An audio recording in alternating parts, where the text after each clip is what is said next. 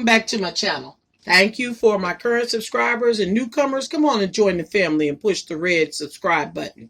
Anybody who wants updates when I post things, go ahead and push that on that bell.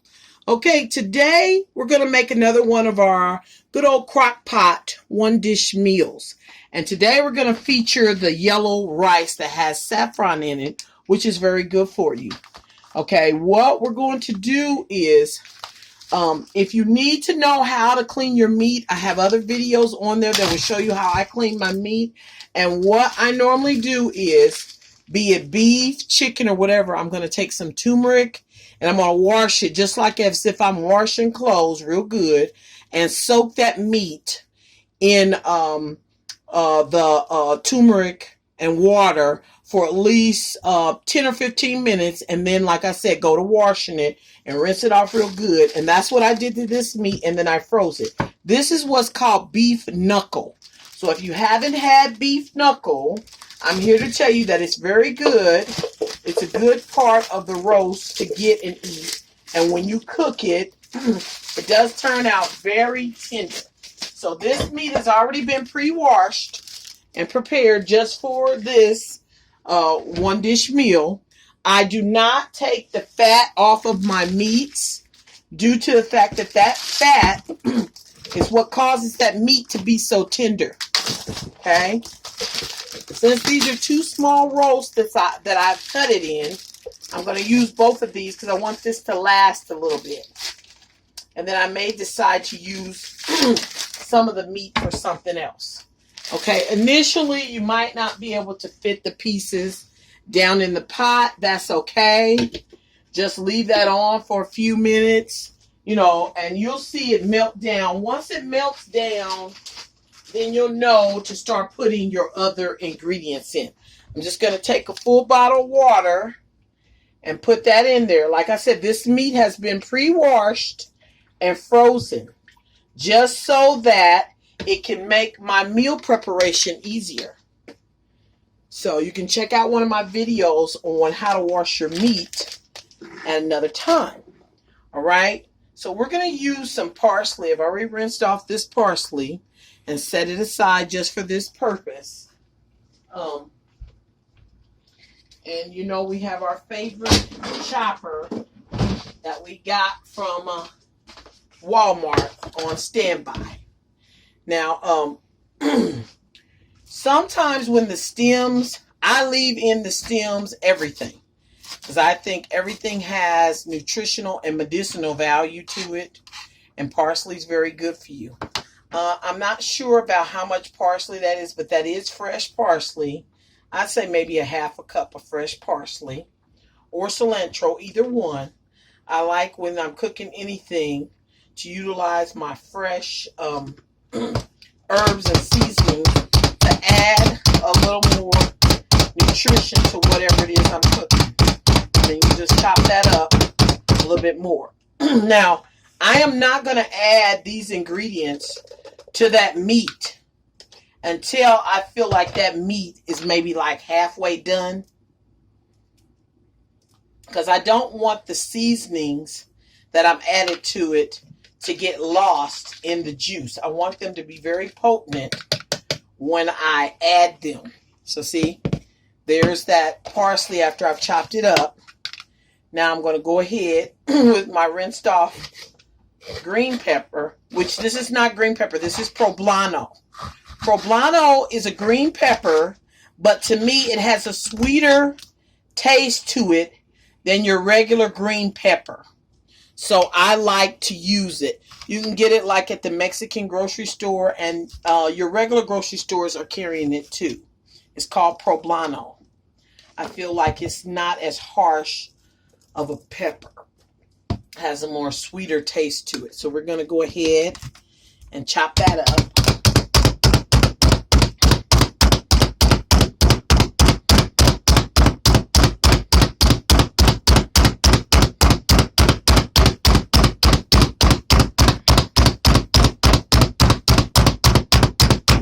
Okay, now that's chopped up really good. We're going to go ahead and pour that over into the bowl also.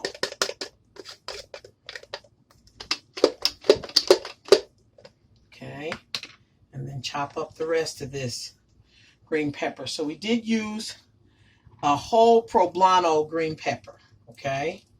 So we did use a whole one. We'll go ahead and chop the rest of that up. See how it just turns it around and chops it all up evenly all throughout. I tell you, this little chopper thing is very handy. It makes your food preparation a lot easier. Yep. Okay. Now we're going to get some red pepper. Now red pepper, we're just going to use half of that. Okay. Red pepper has a really strong flavor, and I don't want it to overtake the flavor of everything, but I do want that red pepper to be in there. Okay, we're going to do the same thing to the red pepper. I'm going to put that in there and go ahead and chop that up. See that? Round and round it goes, chopped up. That's how it's going to end up. All right, look at that. That's beautiful. Not to mention that red pepper just adds a beautiful coloring to your food. You know, the way your food looks as well as the way it tastes, you know, makes you want to desire to eat it. You know, if you see something that doesn't look very good, you're not going to want to eat it.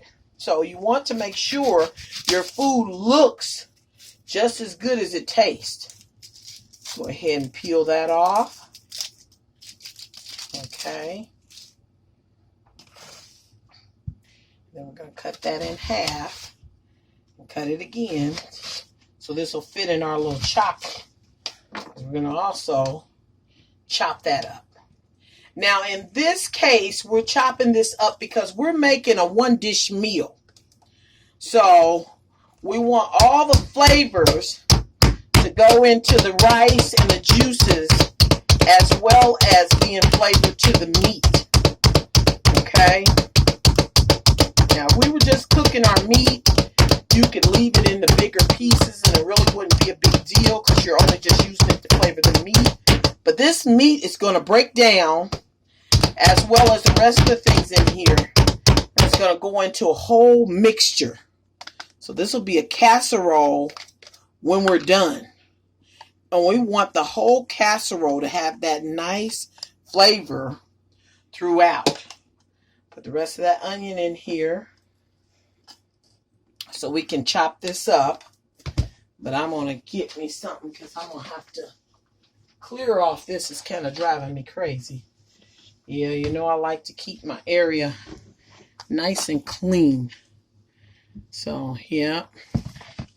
And now, you know, we're in a time of things that we need things to be really nice and clean. Due to the situation that's happening in the world right now with the coronavirus and all, we want to make sure we are extra clean, even at home. We just want to make sure we're giving everything that extra clean so as to not get sick or anything or give something to somebody else. Okay? You know, like my son, he's at home while this is going on, but I don't want to go to work and contract something and bring it home to him. So even when I walk through the door, I'm disinfecting everything I got on, putting it straight into a plastic bag and changing my clothes into something clean and fresh. And I start our diffusers up in the air, you know, to clean that air. So whatever I've taken onto my clothes or anything coming home from work, I don't pass it along to my son at the house. Okay, we've got all our ingredients in there. Okay, and another ingredient we're going to add is going to be our mushrooms. Now, if you don't have fresh mushrooms, you can use or the canned kind. It's just that when you use the can, I like to, what my grandma used to say, rinse that can off. So I rinse them off real good when I do use the ones that are in the can. And then we're going to just bring these over here and go ahead Now, I'm a person that loves mushrooms. So, cutting up my mushrooms real fine and small doesn't have to be for me. Because I like mushrooms. So, I'm just going to go ahead really and put those on in there. Because I like the presence of the mushrooms in my casserole. Okay? So, that was that for that. Okay? And then we're going to take some tomatoes. Wipe this off again. You can never be too clean or wipe too much. There's no such thing. Just like they're telling you, keep your hands clean. It's never too many times to wash your hands, okay? And these little tomatoes, we're just going to take and slice them in half and add them. And I'm just going to add enough to where I see enough, you know, and I feel good about they're going to add a lot of flavor to it.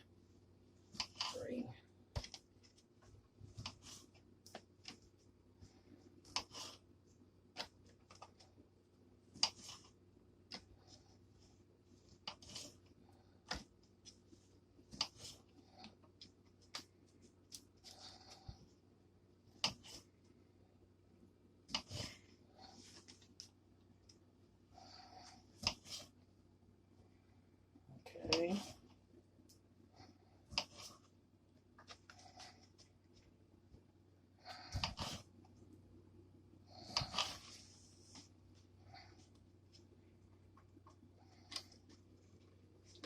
And we added 20 of these little tomatoes.